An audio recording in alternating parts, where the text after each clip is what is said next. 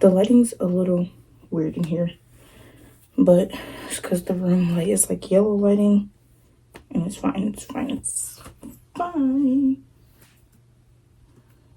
need to brush my hair. Hold on, because I'm getting ready to go to the gym.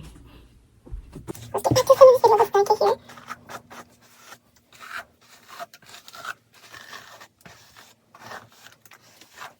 I don't know why I decided to film this video right before I go to the gym, but I did, so I'm just gonna go with it.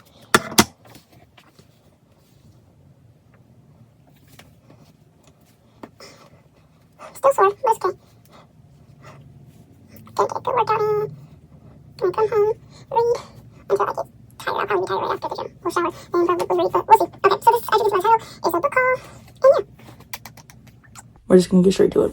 Actually, I'm gonna add a light because if that helps, if not, whatever. Ooh. Almost fell. Okay, that looks a little bit better. Drinking my smoothie, and I'm gonna talk to y'all about some books. I definitely messed up the order that my books and stuff were in, just to find all the books that I got recently, to make sure I'm including them all. And I think I got them all. I don't know. We'll hope so. If not, I'll mention them in like a TikTok or Instagram post, because I'm still gonna make an Instagram post about these. But first book is The Inmate by Frida McFadden, and this is a thriller. I've heard a lot of good things about this. Someone sent this to me from one of my book groups. Well, her name's Mindy. She sent it to me from my book group, and I can't wait to read it. Everyone loves it, or so I've heard so far, so let's hope I will love it.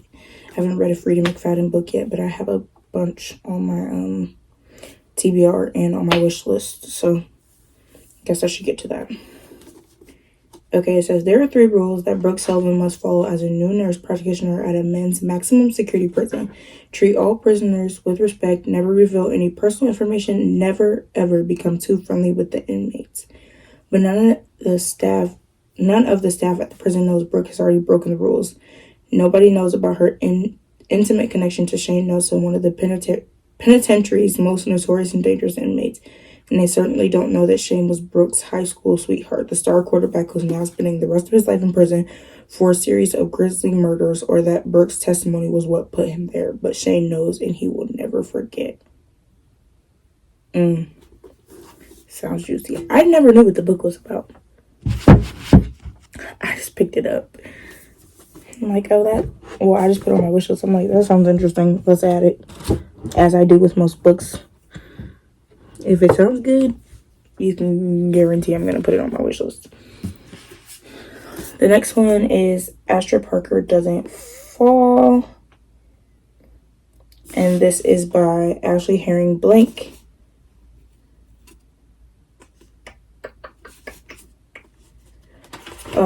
I think there's a first book to this.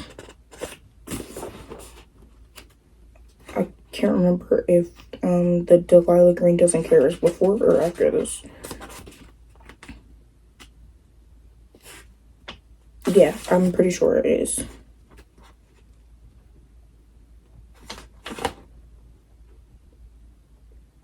But anyways, it says, an interior designer who is never without the perfect plan learns to renovate her love life without one in this new romantic comedy by Ashley Herring Blake, author of Delilah Green Doesn't Care. For Astra Parker, failure is unacceptable. Ever since she broke up with her fiance a year ago, she's been focused on her career. Her friends might say she's obsessed, but she knows she's just driven. And Prue Everwood asked her to be the designer for the Everwood Inn's renovation, which will be featured on a popular HGTV show, Inside America. Ashford is thrilled. Not only will the project distract her from her failed engagement and help her struggling business, but her perpetually displeased mother might finally give her a nod of approval. Sorry, y'all. Talking makes my throat dry. However, Ashford never planned on Jordan Everwood, Prue's granddaughter, and the lead carpenter for the renovation, who despises every modern design decision Ashford makes. Jordan is determined to preserve the history of her family's inn, particularly as the rest of her life is in shambles. When that determination turns into some light sabotage to ruffle Ashford's perfect little feathers, the showrunners ask them to pay attention, but somewhere along the way, Their dislike for each other evolves into something quite different. Asher must decide what success truly means. Is she going to pursue the life she's expected to lead or the one that she wants? Sounds good. Don't know what it was about. I just thought the cover was cute. And I'm assuming they're going to end up together. That's just my prediction. I don't know. We'll see when I read it. If you've read any of these books that I'm talking about, let me know what you thought about them. If you see me bending down or looking down, I'm just putting books back on my bookshelf that I have to redo because my lovely fiance got me a new one, and yeah, I need to redo my shelves again. Ooh, but I did need more space because I get books every week, and not just by buying them. Mostly people gift them to me. Is my hair falling out? What?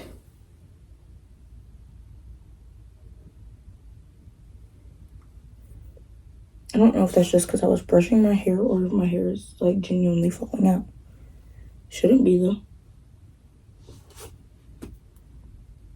Okay, anyways, that's not the point of this video. The next book I got is Off the Deep End by Lucinda Berry. And this one, I love the cover of this one. Once again, this is an author I've never read anything by, and I haven't heard anyone really talk about this book. I just saw it and I liked the cover, so I added it. So I don't know what it is about. It says, survivor's guilt or a guilty survivor. Therapist turned stay-at-home mom Jules Hart's idyllic suburban life shatters when she crashes her car into an icy lake. Her son and another teenage boy plunge into the water with her, but Jules can only manage to save one, the wrong one. Reeling from the death of her son, Jules spirals into a violent and unstable mental state. 10 months after the accident, she's still trying to reckon with the fact that she rescued Isaac Greer, another woman's child, when Isaac suddenly vanishes. Jules finds herself at the center of a massive police investigation while she harbors her own dangerous secrets. Jules is adamant that she didn't take Isaac, but then who did? Is Isaac the victim of a dangerous killer who's been targeting boys in the Midwest, or is someone else pulling the strings in this deadly game? Another one that sounds great. Trying to figure out where to put these books is frustrating right now. Like, very frustrating. Next book is a Kristen Hanna book, which I am reading a Kristen Hanna book right now. My second Kristen Hanna book ever, and I'm obsessed. I'm reading The Nightingale right now, and I love it. I have like 100-something pages left to go. This is Kristen Hanna, Distant Shores. And I don't know, this cover was cute, and I was like, I don't have this Kristen Hanna book, and it was cheap at Books A Million, so I got it like a month ago, I'm pretty sure. This says, from a distance, Elizabeth and Jackson Shores seem to have it all. A happy family, a solid marriage, a bright future. But after 20 years together, their once perfect relationship begins to falter. They drift apart. When her daughters leave home, Elizabeth finds herself at loose ends, unsure of her place.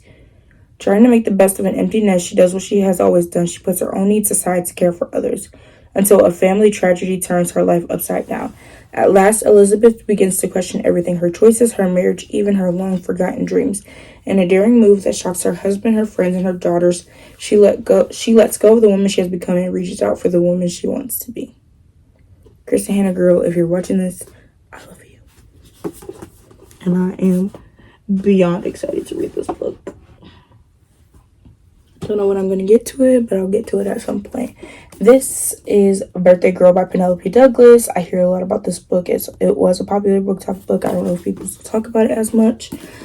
But it is a book that I've been waiting to get. And this was gifted to me on Wishlist Wednesday in my book group from Samantha. And it says, Jordan, he took me in when I had nowhere else to go. He doesn't use me, hurt me, or forget about me. He doesn't treat me like I'm nothing, take me for granted, or make me feel unsafe. He remembers me, laughs with me, and looks at me. He listens to me, protects me, and sees me. I can feel his eyes on me over the breakfast table, and my heart pumps so hard when I hear him pulling the driveway after work. I have to stop this. It can't happen. My sister once told me there are no good men, and if you find one, he's probably unavailable. Only Pike Lawson isn't the unavailable one. I am Pike. I took her in because I thought I was helping. She'd cook a few meals and clean up a little. It was an easy arrangement. As the days go by, though, it's becoming anything but easy.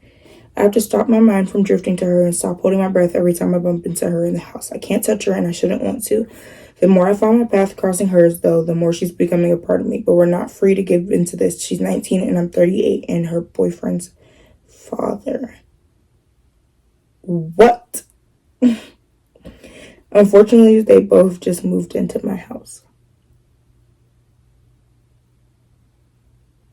What? Pure shock. I did not know what this book was about. Okay. Well, I can see where this age gap is gonna go for the weather. But the next book, I'm getting off topic. The next book is Float by Kate Marchant. And it's a Wattpad book. And the cover is so adorable. Which is why I added it to my list. I don't even know what it's about. I don't know how many times I'm going to say that in this video, but I really don't know what it's about. It says, finding where you belong means making waves. Waverly Lyons has been caught in the middle of her parents' divorce for as long as she can remember. This summer, the battle rages over who she'll spend her vacation with. And when Waverly's options are shot down, it's bye-bye Fairbanks, Alaska, and hello Holden, Florida to stay with her aunt. Coming from the tundra of the north, the beach culture isn't exactly Waverly's forte. The sun may just be her mortal enemy, and her vibe is decidedly not chill. To top it off, her ability to swim is non-existent. Enter Blake, the super hot boy next door, charming and sweet. He welcomes Waverly into his circle. For the first time in her life, Waverly has friends, a social life, and soon enough, feelings for Blake. As the two grow closer, Waverly's fortunes begin to look up, but every summer must come to an end, and letting go is the hardest when you finally found where you belong. This sounds like it's gonna be good, and I'm praying that it is, because some books lately that I've been like, oh, this is gonna be good, like Ugly Love, it was a no for me. If I could have gave it a 0, I would have. It was so cringy. So cringy. I don't know how y'all love that book, but people love it. But the next book I got is The Beach Trap by Allie Brady. And it says, two best friends torn apart by life-altering secret. One summer to set the record straight. I don't know. I think my friends are here. So, I'm just going to go through the rest of these without reading the backs. I'll put a little screenshot in of what the book's about, so that I'm not just leaving y'all hanging. But that was gifted to me. Also, this is The Girls in the Garden by Lisa Jewell, one of my favorite authors for thrillers and / mysteries, and this cover is so cute. The next two books are part of, what is the series called? I can't even tell you. I forgot all about what the series is called. But this is the illustrated versions of Sophie Lark's Brutal Birthright series. That's what this is. So this is her Brutal Birthright series, and this one is Broken Vow. These just came out. This is Broken Vow, and this one is Heavy Crown. And if you guys want to see the other books by her, I actually filmed a haul when I got them. I filmed a haul when I got those ones, and I have all of them now. Yeah, I have all of them now. So there's 6 books in that series. And then I want to read her Sinner's Duet, or whatever it is. I want to read that one too. So I put those on my list, but I haven't gotten them yet. Not for myself, and nobody else has bought them, so we'll see. I got Sick Boys by Clarissa Wilde. This was gifted to me as well. And yeah. This is a thick one. Ooh, 507 pages. I don't know if I can do it anymore. I've been reading long, crazy long books lately. This one's a pretty short one. This one was also gifted to me. It's Orbiting Jupiter by Gary D. Schmidt. And like I said, I'll put a screenshot of the picture in there. How many pages is this? Oh yeah, this is going to be an easy read. This is 183 pages. That's it.